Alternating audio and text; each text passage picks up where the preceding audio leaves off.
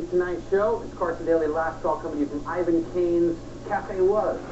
A fantastic spot right in the heart of Hollywood. We're on Sunset and Vine, and this is a guy who knows how to do a really fun place. It's a bar, it's a bistro, it's a great live venue. If you've heard of the ridiculously popular 40 Deuce for Less nightclub, that's Ivan Kane. In fact, they do a 40 Deuce night here on Friday, and the best jazz in LA on Saturday. So tonight I'll be hanging out here and bringing our programs to you. First up, we've got a great spotlight. You're going to meet the very sexy hostess of a popular website called Hot for Words, Marina Orlova. Music tonight is good. We'll go down to Live Nation's Wiltern Theater, and you'll see a performance from the indie group Wildlife. But first, it's all about the Duplass brothers. This is the dynamic filming duo from Austin, Texas. You know, they've already gone from Sundance darlings to studio heads, so I had to get one of these guys on the show before they blew up anymore. So I sat down with Mark over at Record Plant, and we talked about the movie Cyrus. Take a look.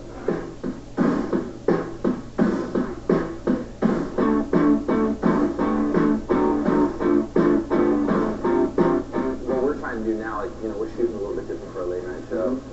We try and get people that are, you know, right before they really take off, and we've been a big fan of your work. Cyrus isn't. They haven't seen it yet. I'll go a little bit of it.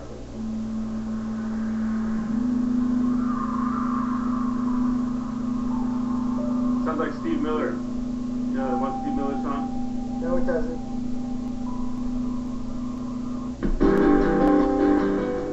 In a film that's coming out, too.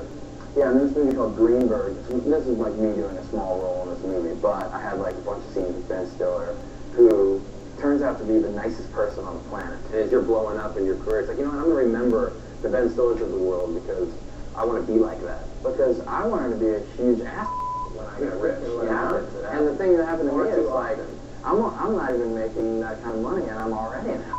So it's like, I was really humiliated. We love the story that you and your brother have, and Sundance has been obviously a big part of that. You've had 2 shorts and 3 features there going back to 2003. Tell me just about that your first experience there with your first film. Well, my brother and I have been making movies for a long time, but most of them were really, really crappy. You know, at some point I was just like, you know what, we're going to pick up Mom and Dad's video camera, and we're going to make movies like we used to make when we were like 6 years old. Like, you're going to hold the camera, and I'll VCR, and you know, cord to it. Yeah, and I was like, you're going to shoot, and I'm going to be in it, and like, forget lighting, forget crew, forget mic, forget all that stuff. We're just going to do the basics, story and acting, and see if we can come up with something.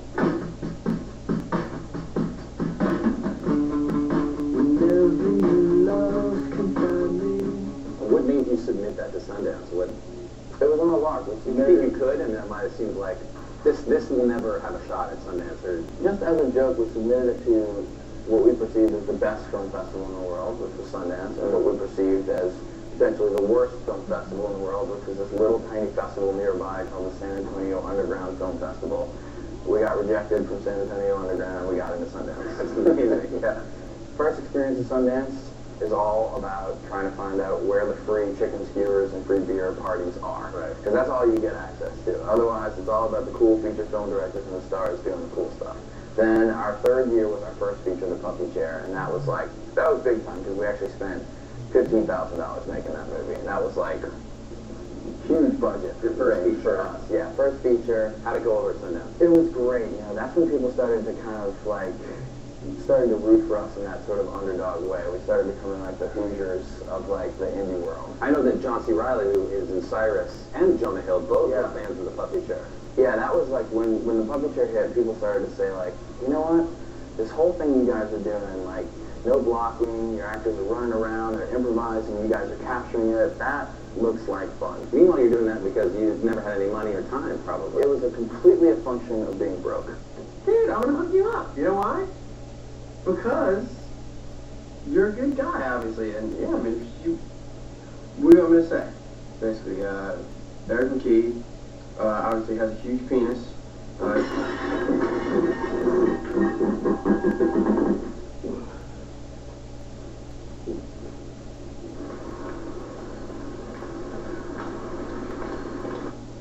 It's just a TV. What was the stress like when you had the money and the ability to make this first studio picture called Cyrus? What we really wanted to maintain was just like a feeling of intimacy on set. We figured out the trick is you treat every scene like it's a nude scene. and you tell the crew, don't come in here unless you absolutely have to be here, and just assume that someone is naked in here, potentially masturbating, and that's how you treat it. And More specifically, Jonah Hill. yeah, more specifically, Jonah Hill could be masturbating in here right now. Don't come in. Unfortunately, a lot of people really started coming in at that point, so we had to be careful. I can't talk to you. What am I doing? I'm just gonna mess this up. Because you're a really hot girl, and I'm sorry. You're not messing it up. Are you flirting with me? This is insane. I'm like Shrek.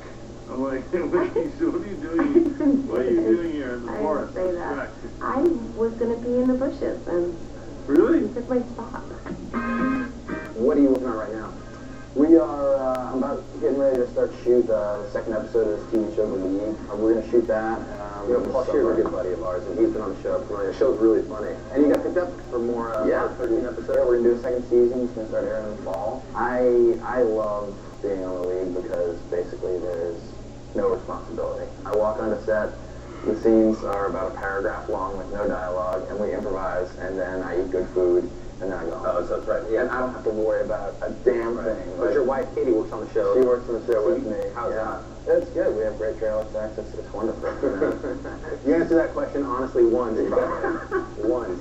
Yeah. Yeah, I love it. It's great. God bless fantasy football. Look, I love playing with you guys. It's not just that you lose, it's that you try so hard and you still lose. Daddy's friends think they're going to go balls deep in him, but he's going to go balls deep in them. Yes, he is. Do you like the acting? I kind of love it, man. Like, I did it functionally at first just because we were making movies for $5, and my brother's good at camera, and so hey, I'll just do it, you know? Maybe the models eventually you can just act. I don't know, it's not like what we see with like Tom Cruise or Mel Gibson or people who sort of direct themselves and act. Yeah, there's a certain kind of person who, like, they become, like, their own brand. You know, I think that's more for, like, genre guys who can really, like, I mean, you have to test the whole, like, I mean, just tell me how I'm doing, basically. I don't know what you're doing. What's going on around here? See, that's acting star right there, right? I mean, you see that? Yeah, That's a whole brand, right there. So you can do that. I could. It was good hanging with you, man. All the best to your brother Jay. Thanks for having me. Hi, Jay. See you, Jay. Bye, Jay. And that's Mark. He's a great guy. In fact, I'll be happy to say, I told you so, when Cyrus becomes this year's Juno. Hopefully that will happen. Our fingers are crossed. You can see Mark in his acting chops in the new Ben Stiller movie Greenberg that comes out on March 26th. We'll take a break. When we get back, we've got Live Nation's Wiltern Theater and the indie group Wild Light.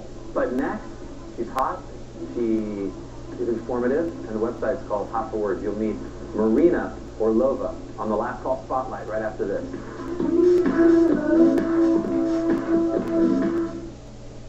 You know what 2:30 in the afternoon feels like, right? Sleepy? Groggy? Dying for a nap? What do? Run for the coffee? Grab a soda? But how long does that last before you're back for more? Try this instead. Take one 5-hour energy, then see what the rest of your day feels like. Sure won't feel like 2:30 anymore. Or 3:30. Or 4:30. 5-hour energy. Hours of energy now, no 2:30 feeling later. What would you do for a Klondike Neapolitan bar? That's right, we said Neapolitan. What would you do for a Klondike bar? Tony Stewart's a big fan of the Smoky Cheddar Steakhouse XT, so he worked at a real BK to prove it. Welcome to Burger King. Can I take your order? How was that? If you finish that XT up, we got another one coming. I'm trying. When do we get a break? They want just a sandwich with a meal. Sandwich or a meal? That's right. Plain roll, that's how we roll. What time do you get off? I don't know, I gotta check with my supervisor. The Smoky Cheddar Steakhouse XT, part of the Steakhouse XT line starting at $3.99. Endorsed and sold by Tony Stewart. All right, so this Tylenol 8-hour lasts 8 hours, but a leave can last 12 hours. It was proven to work better on pain than Tylenol 8-hour. So why am I still thinking about this? How are you? Good, how are you? Aleve, proven better on pain.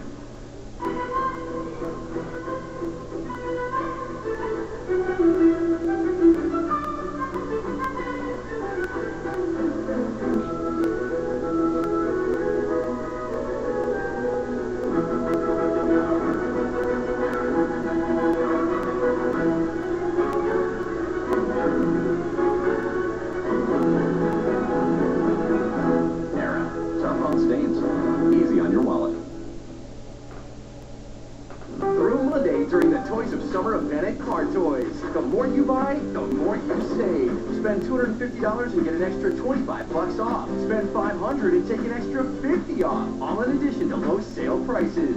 Get up to $100 in additional savings on car audio and in-dash navigation and DVD. Plus through Monday, all phones up to $99 free, including texting, Android, and smartphones. Get your toys. Car Toys. A better way to go.